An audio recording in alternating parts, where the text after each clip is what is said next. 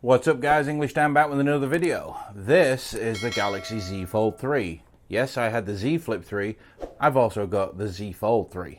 And let me tell you, for me, this is the one to go for.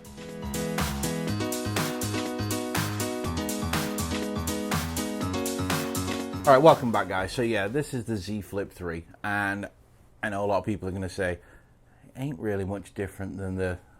I said the Z Flip 3, didn't I? The Z Fold 3.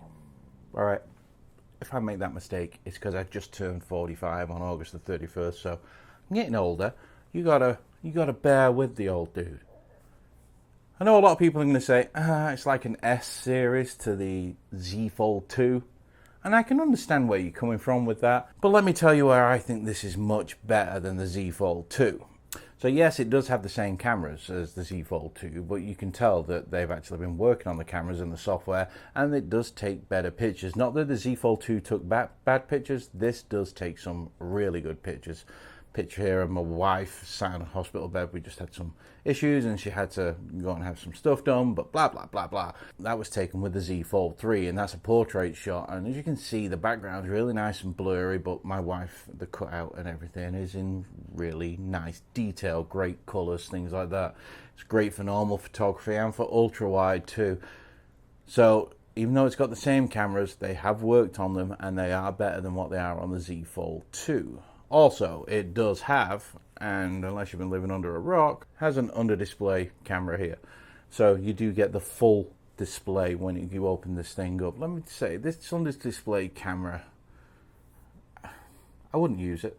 I mean, if you're just using it for quick, like video calls over Facebook or something like that, it might be okay, but you do get haloing from lights. It looks like someone smeared Vaseline over it. I'm very surprised that Samsung went with this 4 megapixel under display camera in the Z Fold 3 because it's just not ready yet, and it feels like Samsung threw it in there just for the sake of it, as if to say, look, we're a little bit different. They may as well have just moved the hole punch over to one of the corners so it was out of the way, so you still got that more immersive full screen effect. Don't get me wrong, it does disappear, especially under coloured screens and things like that, but when the screen goes white, let me just see if we can show you what I'm talking about. If it is light on the screen, you can see it. So, like I was saying, let's see if I can get this to focus in. I don't know whether you can see it on there. It's kind of hard with my camera as well, but it's right here. When you've got it in person, there you go. When you've got it in person, it stands out a lot. So, while I can understand Samsung using it, trying to be cutting edge, I think they should have given it a miss for this year and probably gone with it on the Z Fold 4 or maybe even the 5. Let the technology mature a little bit. Front screen on this thing this year is 120 Hz, which is fantastic. Works just great like it used to. It's a little narrow for typing on, but what I will say is it's made for one-handed use. Yes, it's tall again. It's not as tall as the Z Flip 3, I believe, but the fingerprint sensor is on the side, volume rockers are there, and I can reach them with one hand without struggling. A lot of people say, yeah, it's very cramped, that front screen, and blah, blah. But I do honestly believe it's made this way purposely because it is a thick device. You know, it's like two phones in one, sandwiched together. It's got the big hinge on there. If you started making it wider, this would be a behemoth of a device. Now what they've done, I believe, is made it this way so you can use it with one hand and they can make it easier to carry around. So I think they should be applauded for that. Yes, it takes a little bit of getting used to. Yes, if you take screenshots off the front display, they are a little funky looking because you've got that weird aspect ratio, very tall and slim, but I can understand why they've done it. Front display is very good, really good colours, nice saturation in there, 120 Hz like we were saying, so it now matches the screen on the inside. Like the front screen a lot. Good job, Samsung.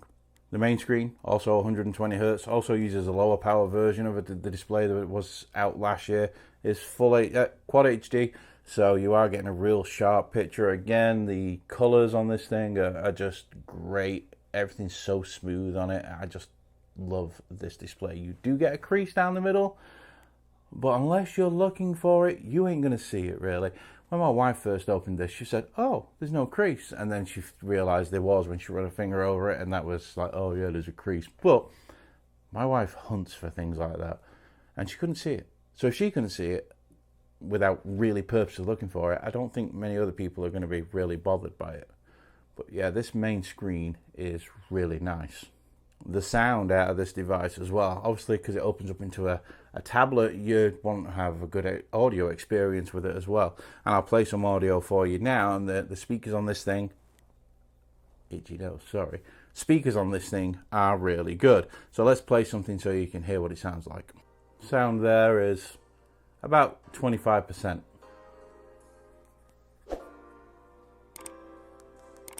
Move up to halfway.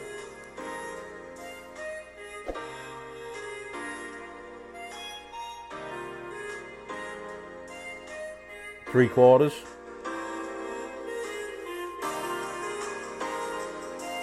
Got depth. Everything sounds really crystal clear. Really do enjoy the speakers on this thing. We'll turn it up full. See, you get a bass out of the phone. That's full blast. Does lose a tiny bit of its depth at the top end, so I actually bring it down a couple of clicks when I'm using it. Plenty of volume and plenty loud. But I listen to it about there. It's about 3 or 4 clicks down from max, and you do get more depth. There's some impressive speakers.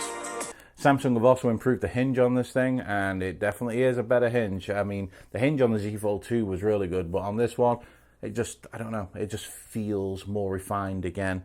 They've really put work into this. Again, it's IPX8 rated, so I mean, that just blows my mind. This thing is water resistant, very water resistant. Would I go attacking it with a hose pipe? Probably not. But if I wanted to, I could, I suppose. Now, it is IPX rated, so they don't rate it for dust or sand or anything like that. So just like the Z Flip 3, I wouldn't take this into somewhere that's a heavily dusty area or construction or maybe the beach or anything like that, because if you do get any of them particles in there, could be an issue. I mean, I have watched a couple of videos where people have put rocks and dust inside the screen and it's not got into the hinge and it's not damaged the display, which is good because last year that did happen and you could hear a crunch when you open and closed the actual unit itself. This year that doesn't seem to be happening. And talking of the display on the inside, much like the Z Flip 3, it's 80% stronger than it was last year. Don't get carried away with that. It doesn't mean that you can start pushing your fingernails into it or anything like that, or, you know, be a little more rough with it. You still got to be really gentle with it because it still is a soft plastic screen with glass shards in it.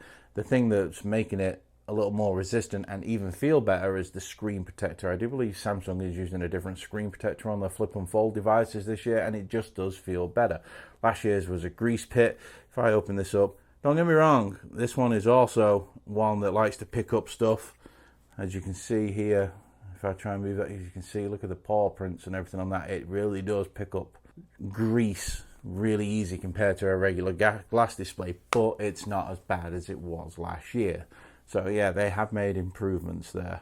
Phone's also lighter, and I think that makes this more of a device that I would use all the time, which I am doing, compared to the Z Fold 2 last year. The Z Fold 2 last year, I ended up getting rid of it after a few weeks because it was just heavy. It was a real heavy device. This is lighter. It's not much lighter, but it's light enough for me to notice the difference and not feel like I'm carrying a lead weight around with me.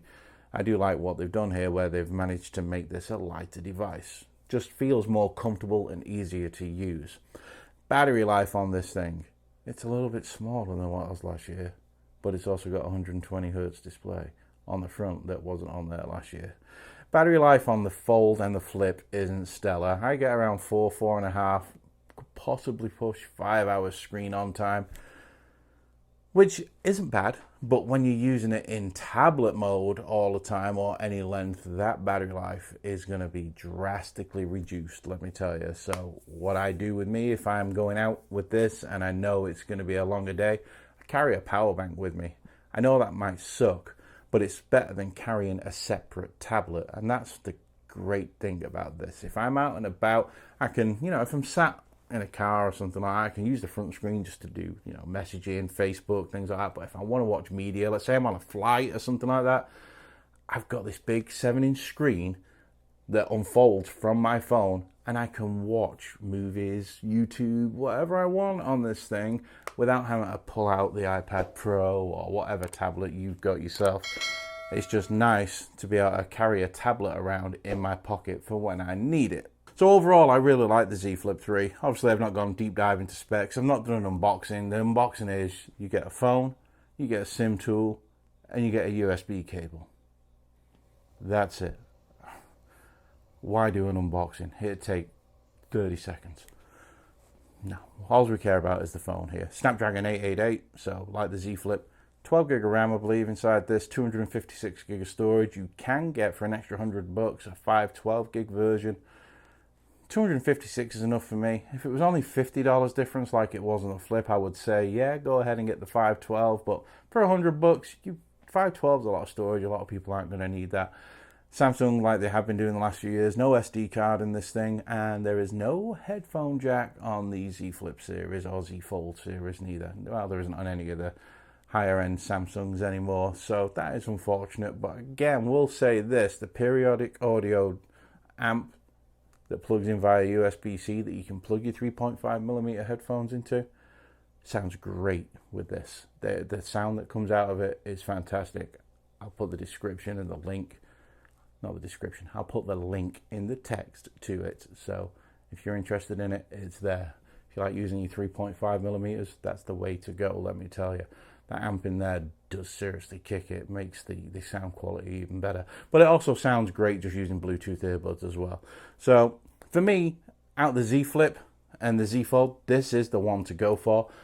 This is the phone that, all right, you can use it like a regular candy bar phone, but it does have another purpose when you do open the thing up. It is a totally different device once you've unfolded it. Whereas with the Flip, it's not like a regular phone when you're using it in its closed state, and if you want to use it open, it's just like any other device when it comes to that, except it's got a crease in the middle of the screen. This is a purpose-made tablet, let's say, that folds into a phone, or you could say it's a phone that unfolds into a tablet. Either way, this is more of a productivity tool for work. You can use the S Pen with this as well. There is a, I don't have it because I don't feel like I want to use the S Pen with this. I'm not really that interested in it. I'd rather use an S Pen with a Note, even though there's no Note this year. What are you doing, Samsung? Give us a Note. Gosh, especially when you can't put the S Pen inside the body. You have to buy this case. And let me tell you, that case is crap. My friend Joe Hussey, he's got the case and he's showing me some pictures, or he's showing everybody on Twitter. That thing is absolutely pants. Don't buy it. But you can use the S Pen on this. There's two versions of it, and you have to buy the ones that are made for the Fold because the pen nib will push in to stop you from pushing on it too hard, damaging the soft display. So yeah, there is that as well. So definitely a much more productivity tool, workhorse, things like that. It's a multifunctional device, whereas the Z Flip isn't. Don't get me wrong, this is much more expensive than the Z Flip. Like $800 more expensive if you go from lowest end to lowest end. But if you're looking for something that is going to be different, offer you productivity above anything else, the Z Fold 3 is the way to go. All right, guys. English Dan, the Z Fold 3. Catch you later.